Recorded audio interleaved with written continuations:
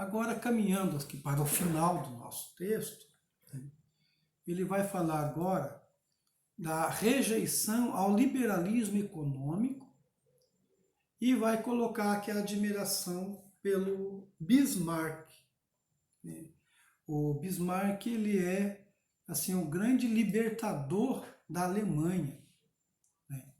Foi o que assim no século XVIII, no final do século XVIII, né, se bateu com Napoleão III, e acabou unificando e criando a Alemanha, né? O nome dele é Otto von Bismarck, nasceu em 1815 e morreu em 1895, ou seja, viveu acho que 80 anos, né? 80, 70 anos, enfim, 70 anos. 80. Então ele foi político, diplomata prussiano, ele era assim um autêntico prussiano, né? Aquela região da Alemanha, né? Tida como parte nobre da Alemanha, né? Então ele vai aqui fazer um elogio, né, à atuação do Bismarck, certo?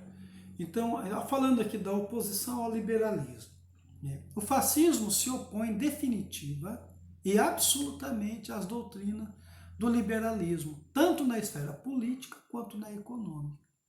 Então veja bem, o fascismo não propõe uma liberdade de mercado, nunca.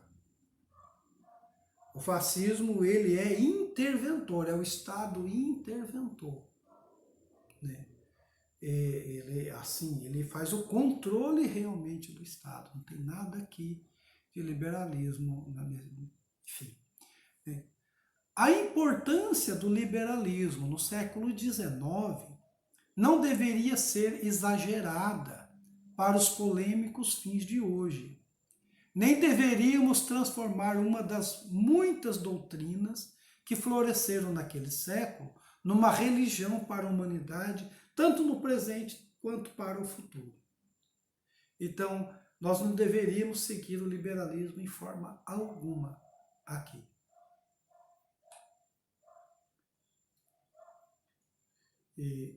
Só um minutinho só. E aqui ele fala para a gente, né, ele vai fazer aqui um histórico, né, um histórico do que foi esse liberalismo, né? Ele diz ali, ó, o liberalismo floresceu durante apenas 15 anos. Né? Surgiu em 1830 como reação à Sacra Aliança. Né? Já digo o que é essa Sacra Aliança. Né? É uma união de alguns países aqui que queriam depois impor restrições, né, ao Napoleão Bonaparte. Né? O clímax desse liberalismo foi em 1848, quando até o Papa Pio IX era liberal. Né?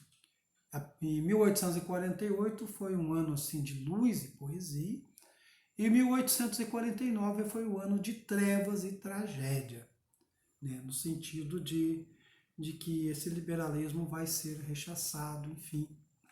Aí ele vai colocar a República Romana, que foi morta pela França, né? Então, em 1849, há o lançamento do Manifesto Comunista por Marx e Engels. Então, ele chama aqui o ano de trevas e de tragédia. Então, a Santa Aliança. O que era a Santa Aliança? Né? Foram duas coligações criadas pelas potências monárquicas da Europa.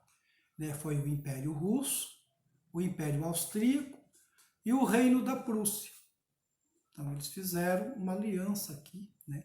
A sua criação foi uma consequência da derrota final de Napoleão Bonaparte pelo czar Alexandre I, né, e selada em Paris no dia 26 de setembro de 1815. Então, aí começa, né, a questão do liberalismo, enfim. Então, o Napoleão III, né, depois, né, tem o Napoleão III, o Napoleão II, depois o Napoleão III. Né? O Napoleão III deu o golpe de Estado não liberal e governou a França até 1870.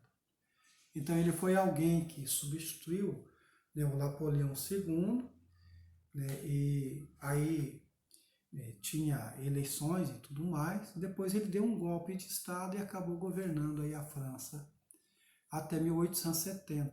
Justamente é o ano aqui onde ele tem a guerra contra a Prússia e perde, né? Então foi derrubado por um levante popular depois de derrotado por Bismarck, né? E o Bismarck, então, vitorioso, né, não conhecia o terreno do liberalismo. Então, por isso ele está falando aqui dessa admiração que ele vai ter aqui pelo Bismarck, né? Napoleão III, né? Foi o primeiro presidente da Segunda República Francesa, né, e depois imperador dos franceses. Então ele transforma a república num império depois, né? O segundo império francês. Ele era sobrinho e herdeiro de Napoleão Bonaparte, né? E foi o primeiro presidente francês eleito por voto direto. Então ele foi eleito, né? Depois ele acaba dando um golpe nele mesmo, né? Então vocês vão ver aí, tem o Napoleão III ou Luiz Bonaparte, que é o nome dele. Ele nasceu em 1808 e morreu em 1873, certo? E então aqui falando do liberalismo, ele diz o seguinte, ó, é sintomático que ao longo do século XIX, a religião do liberalismo tenha permanecido desconhecida de um povo tão civilizado quanto o alemão, exceto por um parêntese que foi descrito como o ridículo parlamento de Frankfurt, que durou apenas uma estação. Então, ele vai dizer, ó, a unificação que o Bismarck faz da Alemanha, né, que eram mais ou menos ali vários estados, quer dizer, vários reinados, que ele unifica, né, porque todo mundo falava alemão, ele unifica ali. Então, o pessoal não conheceu aqui um liberalismo, ele vai dizer, né? E depois vocês vão saber que a Primeira Guerra Mundial sucede justamente por essa unificação tardia da Alemanha, da Itália, e a Segunda Guerra Mundial é a continuação da Primeira. Enfim. Então, aí falando da Alemanha, a Alemanha conquistou sua unidade nacional fora do liberalismo, em oposição ao liberalismo, doutrina que parece alheia ao temperamento alemão, essencialmente monarquista, enquanto o liberalismo é a sala de espera histórica e lógica do anarquismo. Veja bem, o Mussolini está falando aqui no início do século XX, né? Aí no início do século XX, nas primeiras décadas do século XX. Né? A Alemanha, que tinha se tornado independente, foi lá em 1970, 71, 1870, 71. Então tem pouco tempo ali que a Alemanha é um país. Hoje não, hoje a Alemanha é um país democrático, né? Não faz o menor sentido afirmar isso da Alemanha hoje, certo? Então é isso que ele coloca ali. Então ele vai dizer o seguinte, ó, os 3 estágios da unidade alemã. Foi a Guerra de 1864, a Guerra de 1866 e a Guerra, por último, né, de 1870, que foi liderada, todas elas lideradas aqui por Moltke e depois aí por Bismarck. Então, como ele está fazendo aqui um elogio ao Bismarck, né, está colocando assim. Então, diferentemente aqui, a conquista da unidade italiana, né, que foi um papel muito modesto do liberalismo. Também, na Itália vai ter assim, liberalismo também é uma coisa assim, episódica, né? Não é tanto quanto na França, nos Estados Unidos, enfim, na Inglaterra. Então, se comparada a Mazzini e Garibaldi, né, os não liberais, né, que são aqui os heróis aqui da Revolução Italiana, né? Então, o benefício de Napoleão III, que é a manutenção da Lombardia, né? E o benefício aqui de Bismarck, né? Que eles também seguiram Bismarck, né? Pensando aqui em Veneza, em 1866, né? E a entrada em Roma em 1870, né? Que o Bismarck marchou, né? Ajudou ali eles, né? Os italianos a vencerem os franceses, queriam anexar os territórios ali. Enfim, o período de 1870 até 1915, diz ele aqui, marca o fim do liberalismo atacado pela decadência da literatura e pelo ativismo prático. Né? O ativismo aqui que seria o nacionalismo, futurismo e o fascismo. Então, ali em 1915, né, é quando o fascismo aqui começa a tomar corpo. E então, na Itália, o liberalismo não tem vez até essa data em que ele está falando aqui, né? Então, ele vai falar que é um liberalismo sangrento, né? O século liberal, após colecionar inúmeros nós córdios, tentou desfazê-los com a espada da Guerra Mundial. Jamais uma religião pediu um sacrifício tão cruel. Estariam os deuses do liberalismo sedentos de sangue? Porque justamente as nações que são liberais, as que não são, como era o caso da Alemanha e da Itália, né, elas entram, né, em guerra, né, ali em 1914, 1918, aqui vai até 1918. É disso que ele está falando aqui. E o fascismo atravessa essa guerra, né, tem as resistências, enfim, né, e se posiciona, então como partido, né, como alguém que depois vai governar a Itália. Então, agora o liberalismo se propaga para fechar as portas de seus templos, abandonados pelos povos que sentem que o agnosticismo por ele professado na esfera da economia e a indiferença da qual deu provas na esfera da política e da moral levariam o mundo à ruína no futuro, como já aconteceu no passado. Então aqui ele está dizendo que o liberalismo está prestes a acabar. Está errado ele que não acabou, né? Tanto não acabou que nós continuamos no liberalismo, estamos agora no neoliberalismo, né? Isto explica porque todos os experimentos políticos da atualidade são antiliberais e é incrivelmente ridículo tentar por conta disso deixá-los de fora da história, como se a história fosse uma reserva destinada ao liberalismo e seus adeptos, como se o liberalismo fosse a última palavra em termos de civilização, além da qual ninguém pode ir. Então aqui ele está ridicularizando a questão do liberalismo, né? De fato, como na época dele, nós vamos ter o crescimento dos fascismos, dos totalitarismos, né? Tanto na Itália, quanto na Alemanha, quanto na Rússia. E aí, é claro, então, aquilo que é liberalismo realmente ficou execrado aqui, né? Ele está certo aqui na interpretação dele, que é isso mesmo que é, né? Então ele vai dizer assim, há uma visão totalitarista fascista do futuro. Condenar socialismo e liberalismo não significa retroceder na história. A história não retrocede, diz ele. O fascismo não proclamou Demétrio, o seu profeta. Quem é o Demétrio que ele está dizendo aqui? O Demétrio é um pensador francês, né, que nasceu em 1753 e morreu em 1821. Era o conde Joseph-Marie Demétrio, né, um escritor, filósofo, diplomata e advogado francês, né? Foi um dos proponentes mais influentes do pensamento contra-revolucionário ultramontanista no período imediatamente seguinte à Revolução Francesa de 1788. Esse é o Demétrio, certo? Então, ele vai dizer aqui, essa visão totalitarista, fascista de futuro, né, ele diz, ó, o absolutismo monarquista, eclesiolatria, são coisas do passado. Né? Mortos e enterrados estão os privilégios feudais e a divisão da sociedade em castelos trancados sem comunicação. Então ele está dizendo que o fascismo não é retroagir na história, voltar lá na Idade Média, ou voltar lá no absolutismo dos reis, nada disso. Né? O fascismo é uma doutrina centrada no Estado, de controle do Estado e convocação dos indivíduos para essa felicidade que é comunitária ou não é. Tá certo? Então é a concepção fascista de autoridade difere de Estado policial. Ele está dizendo. Né? Para nós, hoje, a gente sabe que não. O fascista, ele adora um Estado policial. Ele não consegue sair dessas margens aqui. Como também, mais tarde, a gente vai ver que o comunismo também teve que fazer isso.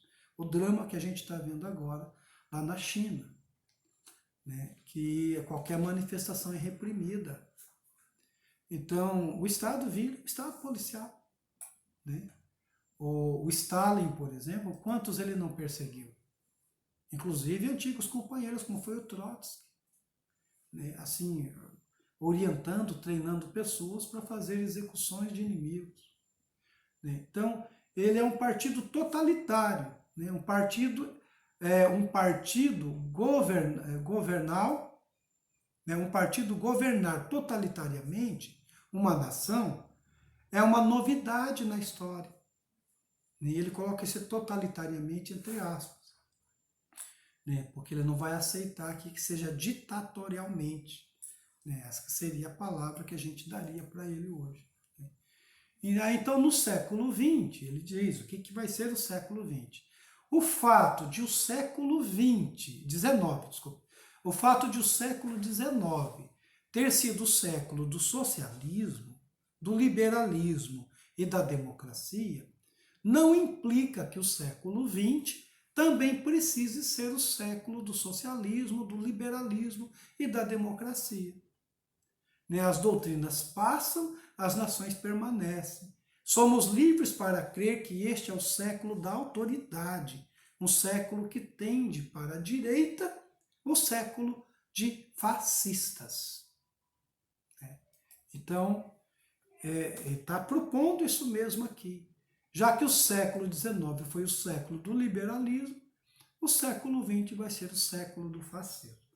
Hoje a gente sabe que não foi bem isso, né? O século XX foi isso e foi muito mais outras coisas, né?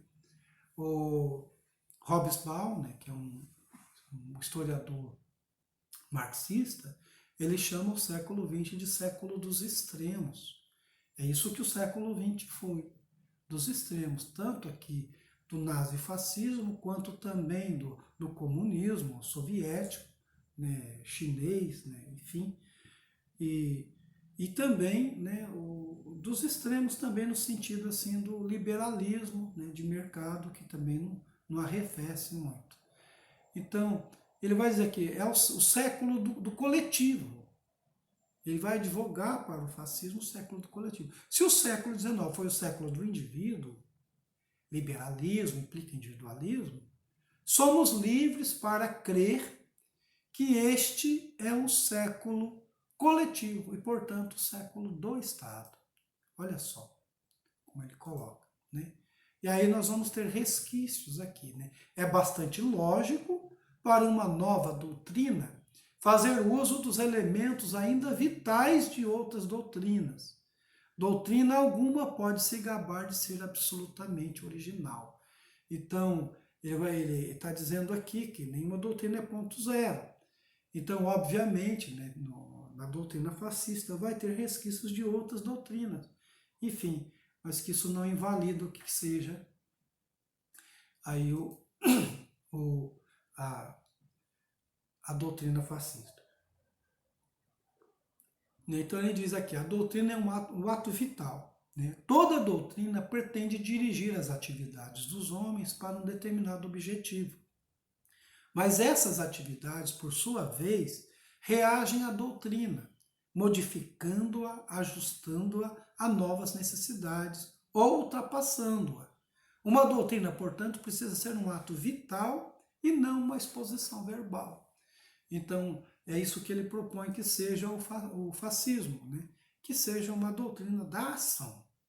Né? É algo parecido com o que o Marx também dizia do socialismo. Quer dizer, nós temos a teoria, agora a gente tem que implementar isso também na transformação do mundo. Então, o fascismo é também um pragmatismo. Né?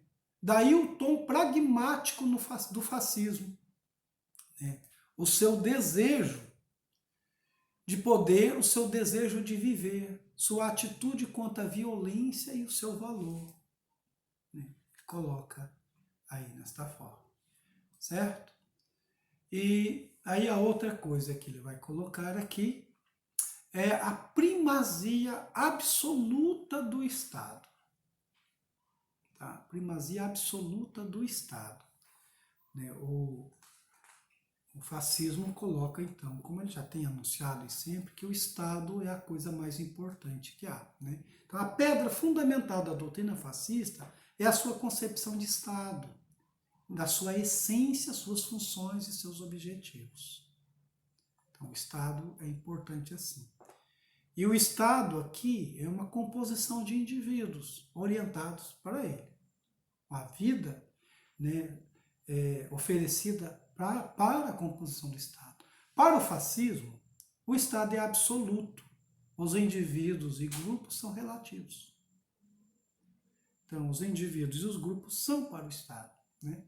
O Estado fascista está totalmente desperto e tem vontade própria. Por esse motivo, pode ser descrito como ético. Então, existe uma ética do Estado que perpassa a vida do indivíduo. E aí ele vai mencionar que ele fez um discurso lá em 1929, na Assembleia, né, e ele cita o próprio discurso, dizendo assim, ó, o Estado fascista não é um vigilante noturno, preocupado apenas com a segurança pessoal de seus cidadãos.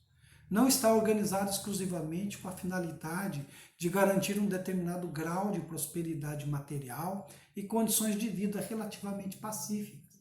Então o Estado não é só isso, né? Ele diz, ó, é uma entidade espiritual e ética que visa garantir a organização política, jurídica e econômica da nação. Uma organização que, em sua origem e desenvolvimento, é uma manifestação do espírito.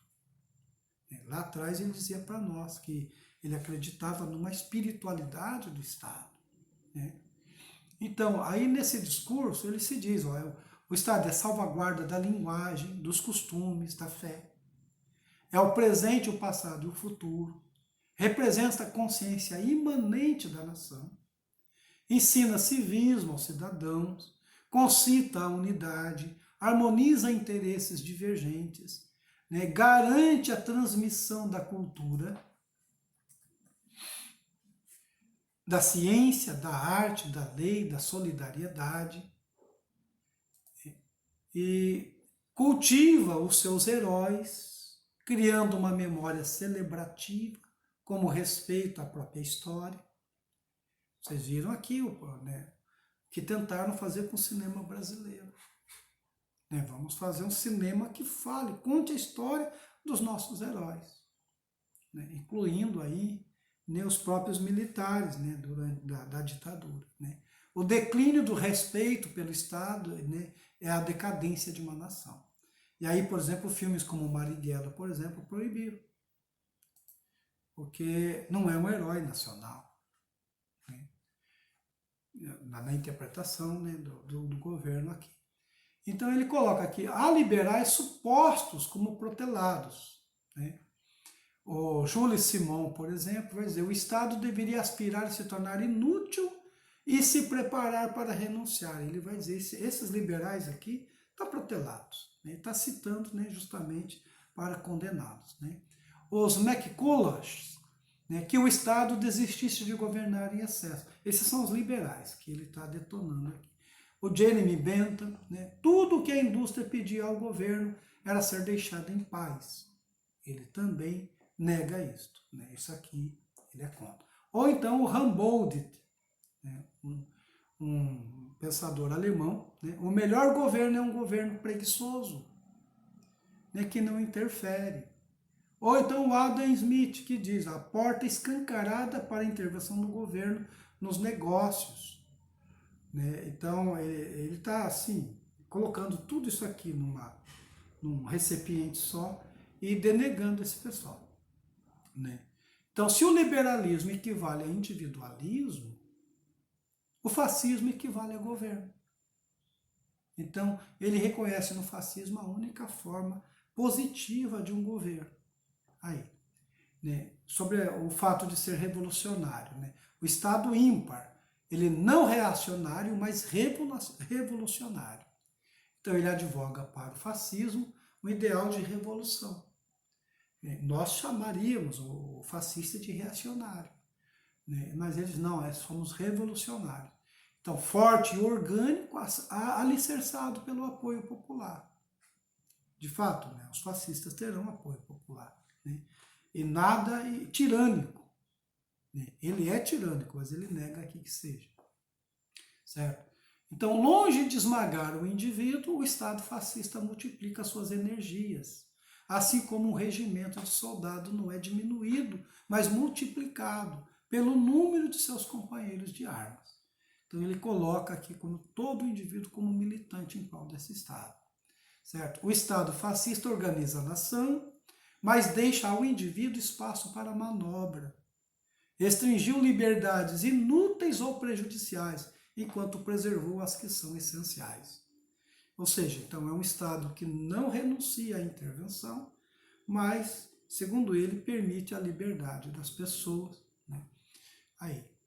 E também aqui a função da religião, né? Não é indiferente aos fenômenos religiosos, não manifesta indiferença ao catolicismo romano, a religião especial e positiva dos italianos. Então ele faz aqui uma preferência pelo catolicismo romano, né, orientado pelo Papa. Não tem uma teologia, mas tem um código moral.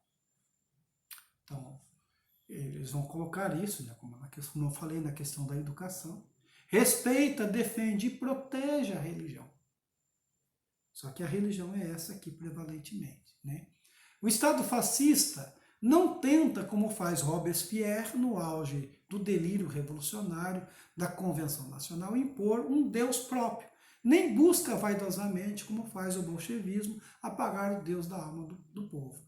Então, não é um paganismo e nem é um ateísmo. Então, o fascismo não aceita essas coisas. É por isso, né, que eu repito, que muitos crentes veem no fascismo um facho para seguir, né?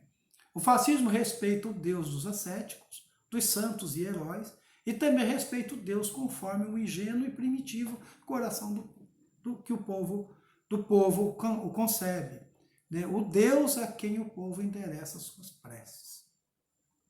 Então, ao falar isso aqui, ele passa a ser assim, né, entendido pela igreja, né?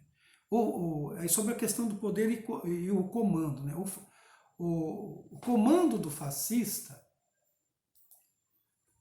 só um minutinho. O comando do fascista expressa a vontade de exercer o poder e de comandar, né? Nunca dantes os povos estiveram tão sedentos de autoridade, direção e ordem quanto agora. Certo? E aí assim ele termina o livro dele.